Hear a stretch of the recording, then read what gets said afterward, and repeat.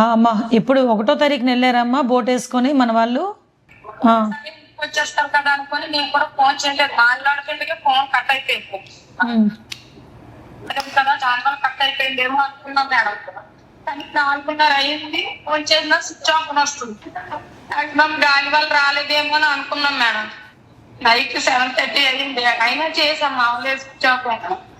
ఇంటికి అవ్వకపోతే ఇక్కడ జానకిరామ్ గారు అంటారు కదా, అతను గారిని కలిసాం మేడం. 1 గంట వరకు మాతోటి ఉన్నాం. ఇప్పుడు మార్నింగ్ కూడా అతను మాతోటి ఉండి మాట్లాడుతున్నారు. ఇంతవరకు ఆచూకీ తెలియలేదు అసలు. చిన్న పిల్లలు ఉన్నారు మేడం, మొత్తం బాగుంటారు మేడం. అదేనమ్మా, బాగుంటారు మేడం. అవునమ్మా అవునమ్మా. తల్లి ఏం చెప్పమ్మా? కొంచెం ఎవరు రాలేదు మేడం, ఎవరు తీసుకురాలేదు. 2-3 గంటలకు నాకు ఫోన్ మాట్లాడి మేడం వచ్చేసింది అన్నమాట. అమ్మ మీరు ఇన్ఫర్మేషన్ మాకు ఇచ్చిన తర్వాత నుంచి కూడా police department, marine department, fisheries department మేమందరం అదే పనిలో ఉన్నామమ్మా. యాక్చువల్గా ఈరోజు మార్నింగ్ నుంచి నేను మన కోస్టల్ గార్డ్ వాళ్ళకి కూడా కొంచెం గాలి ఎక్కువగా ఉందని వాళ్ళు హెలికాప్టర్ ఇవ్వడానికి కొంచెం ఇబ్బంది పడినా కూడా మేము వాళ్ళని రిక్వెస్ట్ చేస్తే హెలికాప్టర్ కూడా పంపించారు. ఇప్పుడు హెలికాప్టర్లో కూడా అదంతా వెతుకుతున్నారమ్మా. ఆల్రెడీ ఎవరైతే అప్పారావు గారు ఉన్నారో అప్పారావు గారితో ఇక్కడ నుంచి మన మెరైన్ పోలీసులు కంటిన్యూగా టచ్లో ఉన్నారు. ఆయన ఇచ్చిన ఇన్పుట్ని కూడా బేస్ చేసుకున్నాం. అంటే ఎక్కడ ప్రమాదం జరిగింది, ఎక్కడ ఏమైంది అన్నది కూడా మేము అన్నీ కూడా తెలుసుకున్నామమ్మా. దాన్ని బట్టే ఆల్రెడీ నేవల్ వాళ్ళు హెలికాప్టర్ కూడా వెళ్ళింది, మన బోట్ కూడా ఒకటి రెస్క్యూ ఆపరేషన్ చేస్తుంది. యాజ్ ఎర్లీ యాజ్ పాసిబుల్ వాళ్ళు ఇబ్బంది లేకుండా తీసుకురావడానికనే ఈరోజు మేము అందరం కూడా ప్రయత్నం చేస్తున్నామమ్మా. దాని గురించే ఎమ్మెల్యే గారు కూడా మీ దగ్గరికి వచ్చారు. ఆర్డీఓ గారు, ఎంఆర్ఓ గారు, మన ఎమ్మెల్యే గారు, ఇప్పుడు మన కొండపల్లి శ్రీనివాస్ గారు కూడా మీకు ధైర్యం చెప్పడానికి వస్తున్నారు. అమ్మ ఈరోజు గవర్నమెంట్ కంపల్సరీగా ఆదుకుంటుంది, గవర్నమెంట్ ఉంది. నేను అచ్చెన్నాయుడు గారు అందరం కలిసి కూర్చొని మాట్లాడుకున్నాం.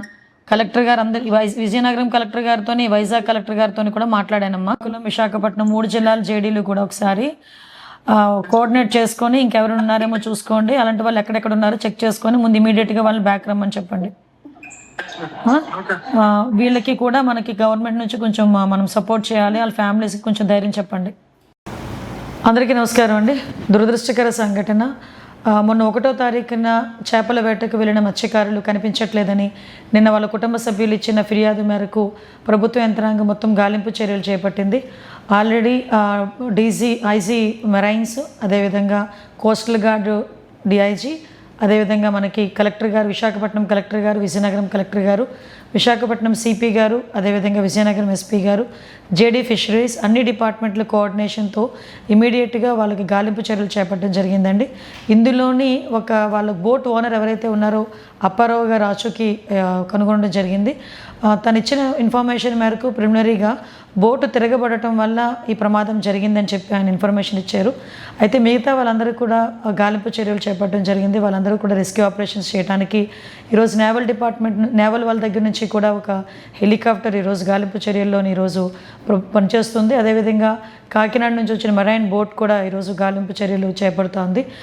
మత్స్యకారుల కుటుంబాలకు అండగా నిలబడేదానికి, ముఖ్యంగా ఎవరైతే మత్స్యకారులు కనిపించట్లేదో వాళ్ళ ఆచూకీ కనుగొనడానికి డిపార్ట్మెంట్ సాయశక్తిలా ప్రయత్నం చేస్తుంది. దీనికి అన్ని డిపార్ట్మెంట్ వాళ్ళ కోఆర్డినేషన్తో ముందుకెళ్తున్నాం. అదేవిధంగా మత్స్యకారు కుటుంబాలని కూడా ఆల్రెడీ నెల్లిమర్ల ఎమ్మెల్యే గారు, అదేవిధంగా కొండపల్లి శ్రీనివాస్ గారు వాళ్ళు కూడా వెళ్ళి వాళ్ళని పరామర్శించడం జరిగింది. ప్రభుత్వ యంత్రాంగం మొత్తం ఆర్డీఓ గారు, ఎంఆర్ఓ గారు అందరూ కూడా మత్స్యకారు ఫ్యామిలీస్ దగ్గర ఉన్నారు. వాళ్ళ మత్స్యకారు కుటుంబాలకి గవర్నమెంట్ అండగా నిలబడుతుందని తెలియజేసుకుంటూ యాజ్ ఎర్లీ యాజ్ పాసిబుల్ ఆ మత్స్యకారుల తాలూకు ఆచూకీ కనుగొంటామని ఆ కుటుంబాలకు కూడా ధైర్యం చెప్పడం జరిగిందండి. అదేవిధంగా రెండవ ఇన్సిడెంట్ మనకి ఇదే విజయనగరం నుంచి వెళ్ళిన ఒక బోట్ త్రూ కాకినాడ ద్వారా వెళ్ళిన ఒక బోట్ 10 మంది మత్స్యకారులు అందులో ఉన్నారు.